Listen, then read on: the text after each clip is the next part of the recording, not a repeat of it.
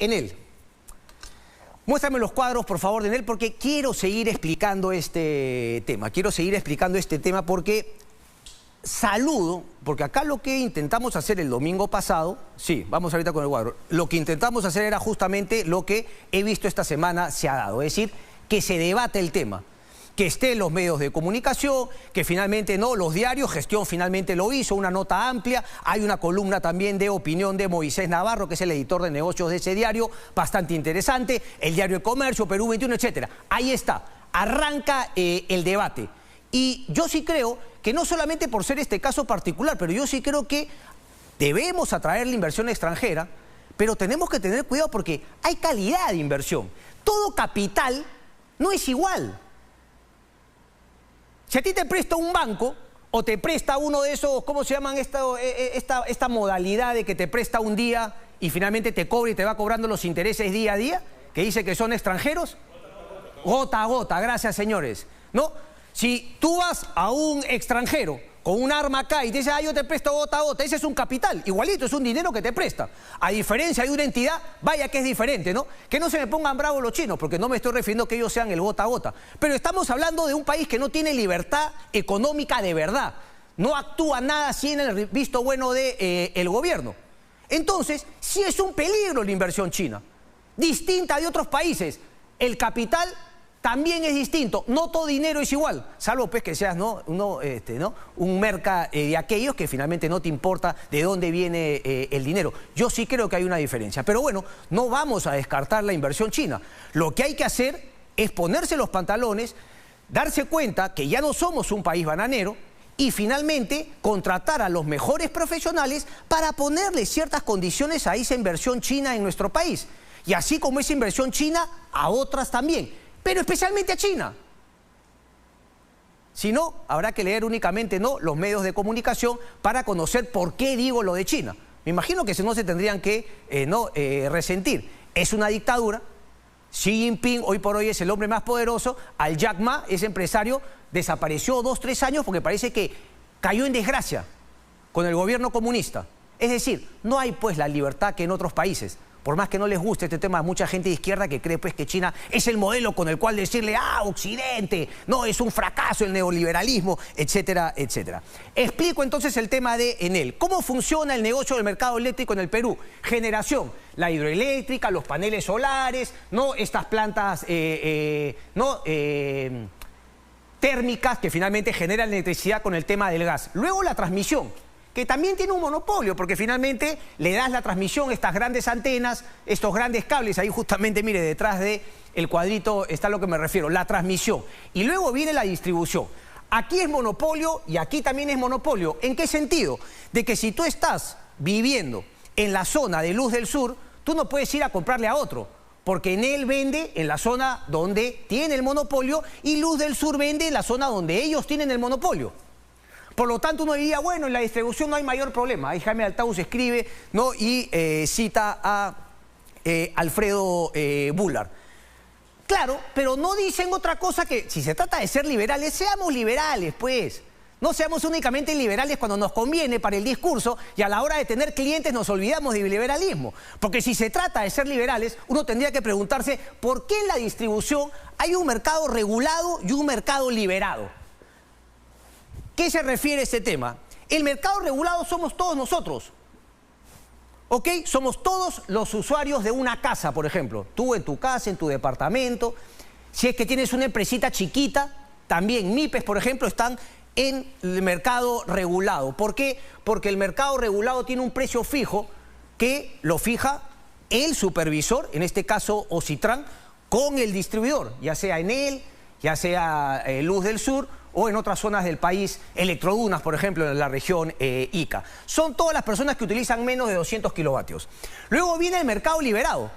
Cuando tú eres una empresa que consume energía eléctrica por encima de los 200 kilovatios, tú pasas a ser lo que se denominaría un cliente liberado. ¿Qué significa? Que tú no necesariamente le tienes que comprar a ese distribuidor que está ahí en tu zona. El distribuidor igual te va a mandar la energía eléctrica, pero tú, usando más 200 kilovatios, puedes ir a negociar directamente con los generadores y comprarles energía. Miren ustedes la diferencia que se genera. Ponme el siguiente cuadro, por favor. ¿Lo tenemos? Ahí está, el siguiente. Vamos a ver qué pasó en el 2021 con estos dos mercados que acabo de definir. El regulado, todos nosotros, y el liberado. Empresas grandes que utilizan más de 200 kilovatios. El precio por un megavatio hora en el regulado, $155, lo que pagamos todos ustedes. Y en el mercado liberado, el precio por una hora, por un megavatio hora, $66. Más del doble. Yo pregunto, ¿por qué? La facturación del año del mercado regulado fue de 2.855 millones y en la facturación del año 1.937 millones. Aquí no dice exactamente cuánto se utilizó de energía, pero lo que queda claro es este dato. Aquí finalmente es mucho más caro y aquí es mucho más barato. ¿Por qué? Porque los liberados pueden ir finalmente a negociar con las generadoras. ¿Me dice José? Lucho Espinosa, finalmente, hemos debido poner allá abajito, ¿no? Pero Luis Espinosa, ex ministro de Energía y Minas, es quien nos ha ayudado con estos cuadros para entender mejor la situación. Entonces, volviendo al tema de Enel por compra de los chinos, ¿qué podría pasar? Que los precios de distribución al mercado regulado suban, sobre todo si es que la empresa china que va a comprar Enel también va a adquirir justamente generación de electricidad. Entonces, eso podría pasar. ¿Lo podría corregir Indecopi? Sí. Lo que me llama la atención es que el Estado peruano, el gobierno, no diga absolutamente nada. Porque también hay un tema, más allá de la competencia técnica, un tema geopolítico, lo que acabo de mencionar que ocurrió en China. Solamente dame un cachito, José, para terminar con el tema, lo que ocurrió hace poco en Alemania y de lo que nos había comentado Pedro Gamio el domingo pasado. Muéstrame, por favor, y después volvemos con este cuadro para explicar una última cosa. Vamos, por favor, con el diario El País. Lo tenemos.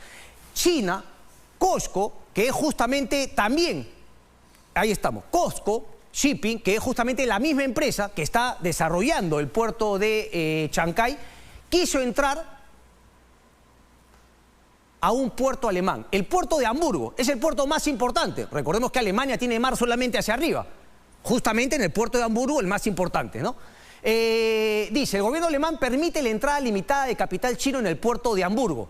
Pues exactamente eso, ellos querían entrar con 35% y no con todo el puerto, sino con uno de los terminales. El puerto de Hamburgo tiene 3 terminales, el del Callao tiene 2 terminales. Quisieron entrar a uno de los 3 terminales con el 35% y el gobierno alemán le dijo, no solamente 24,9%, además de una serie de condiciones finalmente para que nunca tenga un poder decisorio en el tema del puerto. Son temas estratégicos. Y aquí no tiene nada que ver que no estamos motivando la inversión extranjera. Por supuesto que fomentamos la inversión extranjera.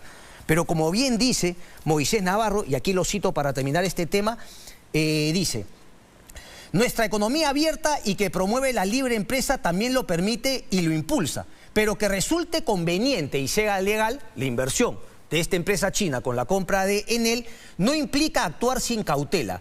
Se dice que la democracia no puede ser boba, tampoco lo puede ser el sistema que defiende la competencia. ¿Y a qué me refería? Solamente para terminar, José, ponme el último cuadro de Luis Espinosa que habíamos mostrado en el tema de los regulados y liberados.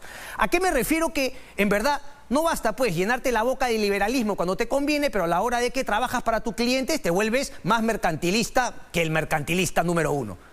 Se trata de, en verdad, seguir promoviendo el libre mercado. ¿Y qué podríamos hacer en el Perú? Algo muy sencillo. Liberado. El cuadro anterior, por favor, regresa. El cuadro anterior de este. El mercado liberado. Lo que yo planteaba que ocurre en Francia. Partamos de un ejemplo. La residencial San Felipe paga el precio de menos 200 kilovatios. ¿Ok? O sea, paga, creo que era, ¿cuánto? 150. ¿Ok? Porque claro, cada departamentito de la residencial San Felipe utiliza menos de 200 kilovatios y por lo tanto tiene que finalmente pagar ese precio regulado. ¿Qué tal si se une toda la residencial San Felipe? Y finalmente, uniendo a toda la residencial, llegan por encima de los 200 kilovatios como si fuese una empresa grande. Y por lo tanto, en esa unión ellos deciden ir a negociar con una generadora y también conseguir un mejor precio para toda la residencial. ¿Por qué no ese ejemplo? Les valoras el negocio a la distribuidora, pero si se trata de ser justamente más competitivo, más eficiente, de ayudar a que ese monopolio no genera lo que típicamente generan los monopolios. Una posición de dominio, subes el precio cuando te parece, maximizas tus ganancias, etcétera, etcétera. Sería una buena manera de que los distribuidores, de alguna manera, compitan por la posibilidad de que no se junten todos los residenciales San Felipe, sino que sientan que, estando regulados, también el distribuidor se saca la mugre por darles un buen precio. Pero eso sí, no.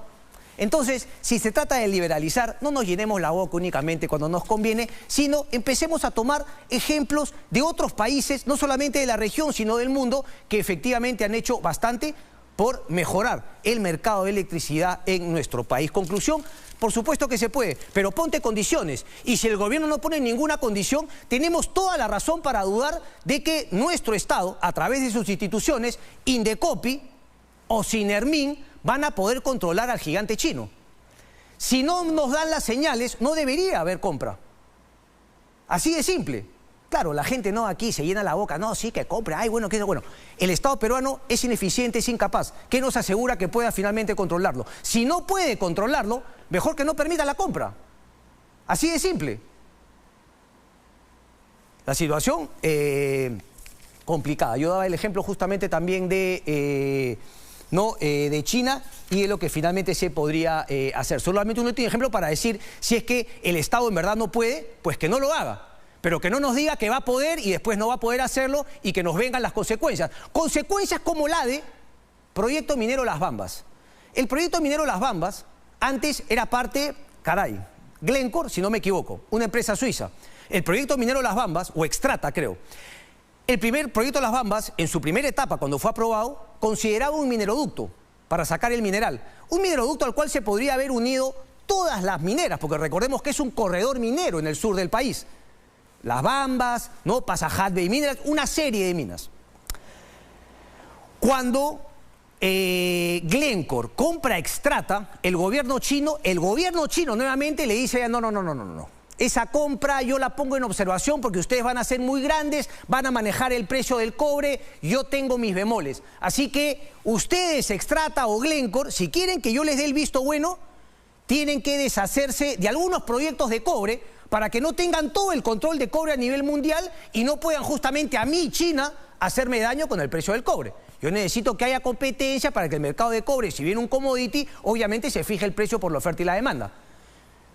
Y Glencore dijo, sí, ok, la vendo. ¿Y a quién se la vendieron?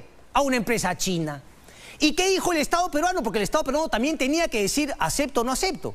El Estado peruano, cuando Ollantumala, que estaba en una etapa terrible económicamente, muertos de hambre, dijeron, bueno, sí. ¿Pero qué plantearon los chinos? A la mala. Por eso digo que no todos los capitales son iguales. Los chinos dijeron, ya no va mineroducto, ya, muy caro.